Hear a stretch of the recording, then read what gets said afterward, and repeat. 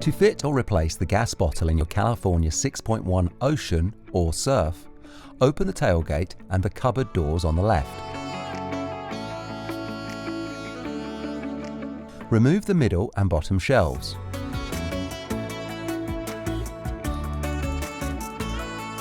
And unscrew the gas bottle storage area in the base of the cupboard.